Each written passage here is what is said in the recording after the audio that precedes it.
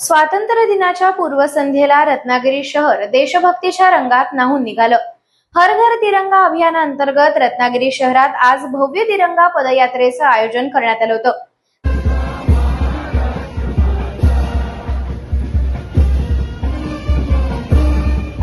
जात धर्म आणि वयाचं बंधन तोडून लहानांपासून ते ज्येष्ठांपर्यंत हजारो रत्नागिरीकर हातात तिरंगा घेऊन रस्त्यावर उतरल्याचं पाहायला मिळालं।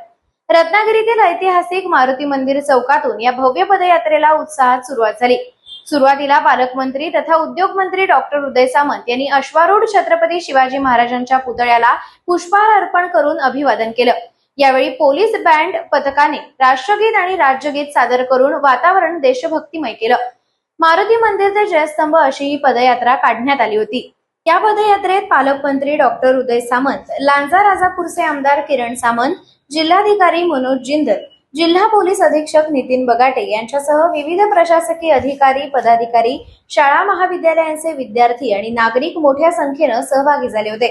केवळ 72 तासांच्या आवाहनावर 10,000हून अधिक नागरिकांनी या पदयात्रेत उत्स्फूर्त सहभाग नोंदवला।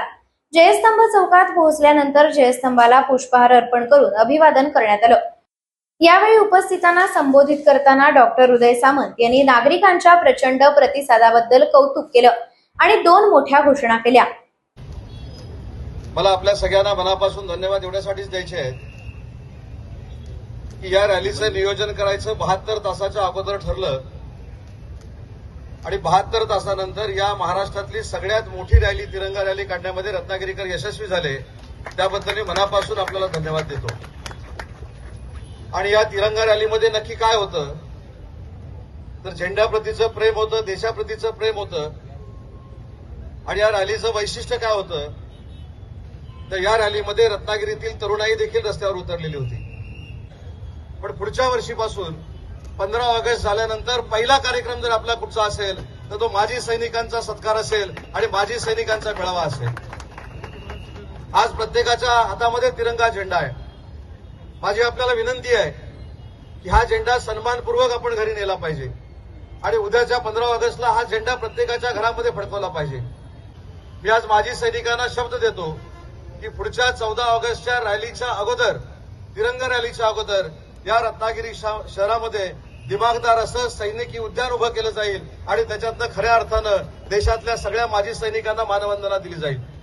दर 14 तारखेला 10 वाजता आता ही मारुती मंदिरवरनं तिरंगा रॅली निघणार आहे। यावेळी 10,000 लोकांच्या उपस्थितीमध्ये आपण रॅली काढली। पुढच्या वर्षी 1 लाख लोकांच्या उपस्थितीमध्ये रॅली आपण काढणार आहोत। 72 तासामध्ये 10,000 लोक जमू शकतात। 1 वर्ष अगोदर नियोजन केल्यानंतर अख्खा रत्नागिरी जिल्हा मारुती मंदिरला जमू शकतो। हे आपण देशाप्रती आणि देशभक्तीप्रती पूर्ण भारताला आणि पूर्ण महाराष्ट्राला दाखवून द्यायचं आहे।